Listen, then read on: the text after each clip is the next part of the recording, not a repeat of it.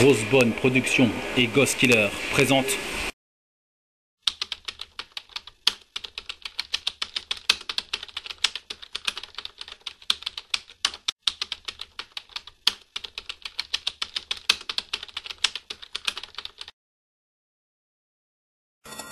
Dans la banlieue de Nantes, nous avons rencontré un boucher de supermarché. Pendant plusieurs années, comme à Roquemaure, il a fait de la remballe dans la boucherie de la grande surface qu'il employait. Il a accepté, en conservant l'anonymat, de nous montrer ce qu'il faisait quotidiennement. Alors voilà de la viande que l'on a achetée il y a une dizaine de jours. Pour la démonstration, il a accepté d'acheter les morceaux de viande qu'il avait l'habitude de retravailler. Tous sont aujourd'hui largement périmés.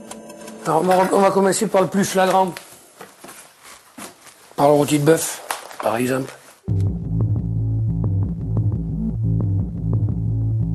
Vous voyez déjà la différence? Voilà comment il est. Je vais enlever une tranche de partout. On enlève tout ce qui est noir.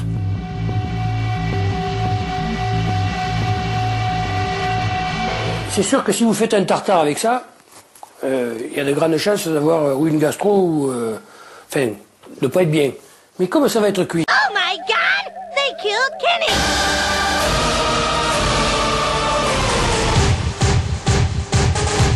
What? They did that? I said I have a bad itch.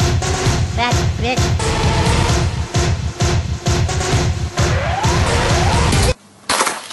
Et avec la côte de bœuf... Pareil que le rôti de bœuf. Elle est quand même très abîmée. Ah oui.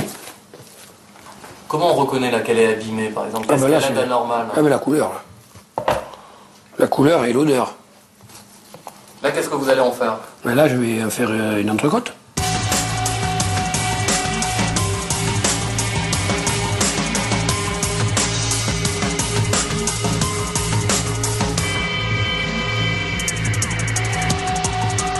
Et si on la compare avec l'entrecôte que l'on vient d'acheter... Elle est plus jolie que celle-là. Enfin, elle a moins de déchets. Le client qui ne connaît pas, vous voyez tout ça, bon, c'est un peu plus dur dans une entrecôte. Bon, ben ça, le gras, les enfants, ils vont pas vous le manger. Je suis un père de famille, donc je sais de quoi je parle. Le gras, les enfants, ils n'aiment pas. Tandis que là, regardez.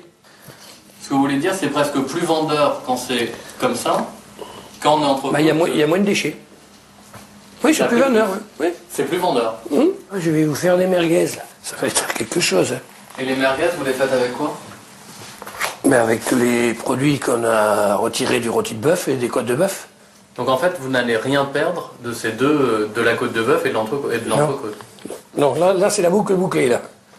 Et toute la pluche, vous voyez, tous les faux morceaux, là, comme ça, là. C'est vrai que ça paraît pas joli, là, mais on va la hacher. Et puis on va mélanger avec nos épices. Et on va sortir des merguez magnifiques.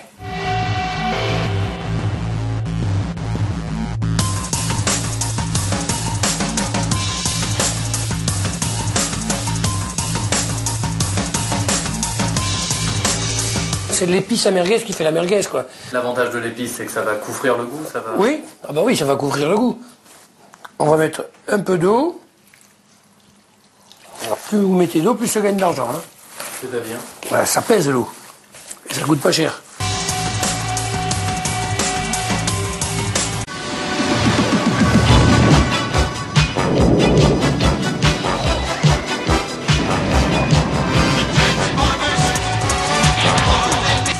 Voilà, là, bon, le plus... Et ça, c'est un classique de faire de la merguez avec du bœuf qui est, ah oui, qui est périmé. Ça, c'est un classique. C'est un grand classique, ça.